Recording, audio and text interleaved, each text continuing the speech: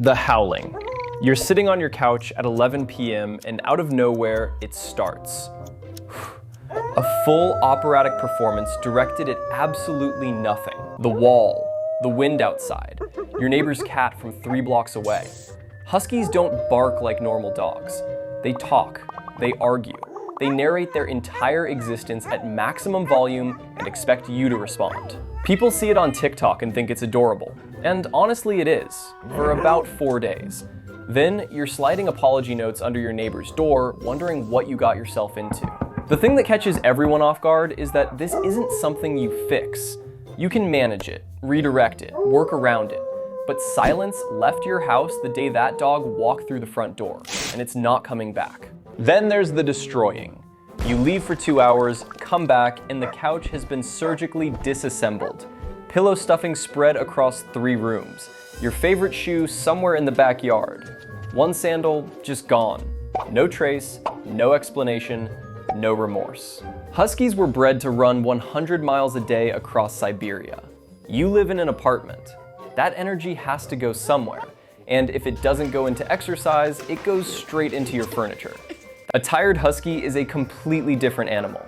An unstimulated one is an interior decorator with no taste and no budget. Which brings you to the escaping. Let me tell you something. Your fence isn't tall enough, but you just don't know it yet. They dig under, climb over, find the one loose board you forgot existed, and are 3 streets away before you've noticed they moved. There's a reason shelters are full of huskies.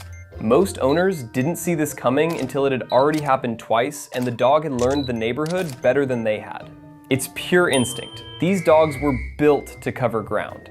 So containment has to be taken seriously from day one, because chasing a motivated husky down an open street is a humbling experience that tends to happen more than once. And even when they're right in front of you, there's the stubbornness. You've probably watched more than 100 training videos. You have the treats. You say sit, the husky looks at you, holds full eye contact, and does absolutely nothing. It understood you perfectly. It just has a different opinion about the situation. Huskies don't live to please their owners the way other breeds do. They cooperate when they feel like it and stare you down when they don't. And no amount of frustration on your end changes that equation. Training genuinely works with this breed, but it requires a consistency and patience that surprises almost everyone who's owned a different dog before. On top of all that, everything below waist height in your home is essentially communal property now. The stealing is calculated in a way that feels almost deliberate. They wait, they watch, they time it for the exact second your attention breaks. Food, socks, remotes, kids' toys, your passport if you're careless enough to leave it on the coffee table. And afterward, there's zero guilt. You come back to an empty counter and a husky lying in the corner looking completely unbothered, like it wasn't even there. This one's really a management issue more than anything else. You put things away or you lose them. That's just the new arrangement. The shedding. Twice a year, huskies blow their coat, and the first time it happens, you genuinely think something is wrong with the dog. Clumps of fur coming off in your hand during a normal pet. Tumbleweeds rolling across your floor when there's no wind. You run the vacuum on Monday, and by Wednesday, it looks like you haven't touched the place in a month.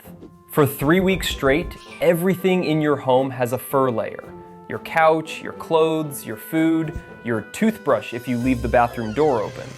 You find it in places that make no physical sense, and you stop questioning it after a while because there's no answer that helps. Outside of shedding season, it never fully stops either. It just becomes background noise. A constant low-level fur situation that you stop noticing until someone visits your house for the first time and their eyes go wide.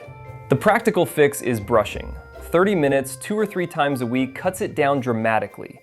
But most people start brushing consistently only after the first coat blow, which means they spend the first 6 months of ownership completely unprepared. Get a proper undercoat rake before the dog comes home, not after. Your future self will be grateful. The talking back. You come home from work, tired, and you ask the husky to get off the couch. It looks at you. Then it makes a sound that sits somewhere between a complaint, a question, and a threat. You ask again. It responds again, louder this time, with what feels like a counter-argument. Huskies are one of the most vocal breeds on the planet, and they use that voice constantly. When they're hungry, when they're bored, when they disagree with a decision you've made, when they simply feel the situation deserves commentary. They howl mid-sentence. They whine in a register that cuts straight through walls. They produce sounds that you'll struggle to describe to people who haven't heard them. Some owners find this genuinely entertaining for years. Others are completely done with it by the end of the second week, and don't fully understand why until it's too late. The important thing to understand is that this vocal behavior isn't something that gets trained away. You can teach a husky when it's appropriate and when it isn't, to a degree. But the impulse to communicate, to respond, to have an opinion about everything, that's hardwired. If you need a quiet house or you live somewhere with thin walls and close neighbors, this specific trait deserves serious consideration before you commit. The energy. This is the one that ends most husky ownerships, and it ends them slowly, which makes it worse. It doesn't hit you in week 1 when everything is exciting and new. It hits you in month 4 on a Tuesday when it's raining and you're tired from work and the dog has been staring at you for 40 minutes with that look that means it needs to move and you have absolutely nothing left to give. 1 to 2 hours of genuine physical exercise every single day. Running, hiking, cycling alongside you, something that actually taxes them. A 30-minute walk around the block doesn't register. They come back from it exactly as wound up as when they left. And this isn't a young dog problem that mellows out at 2 or 3 years old. Huskies stay at this energy level for most of their life. A 5-year-old husky still needs to run. A 7-year-old husky still needs to run. The owners who make this work built the exercise into the structure of their day the same way they built in eating and sleeping. It stopped being something they found time for and became something the rest of the schedule was built around.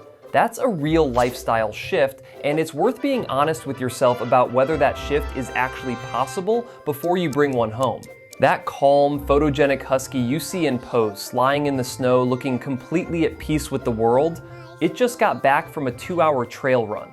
That's the version you're seeing. The other version is what's waiting for you at home if the run doesn't happen. So here's the honest version of all of this. Huskies are extraordinary dogs. Loyal in a way that feels almost tribal. Playful well into adulthood. Funny in a way that's hard to explain until you've lived with one.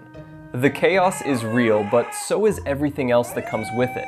The people who make it work didn't get lucky with an easy dog. They just went in with their eyes open. They built their mornings around the run. They fixed the fence before the first escape. They laughed when the dog argued back instead of losing their patience. They knew what they were signing up for, and they signed up anyway. The dog will never adapt to your lifestyle. You adapt to theirs. Do that, and there's no better companion you'll find. But look at your actual life right now. Your schedule, your space, your energy on a regular Wednesday. And be honest about whether it has room for what this dog genuinely needs. Get that part right, and everything else is just a good story to tell later. So tell me, are you thinking about getting the Husky, or you already have one? Drop a comment below. I read all of them, and the stories are always worth it. And of course, don't forget to subscribe if you want the rest of the series. See you in the next one.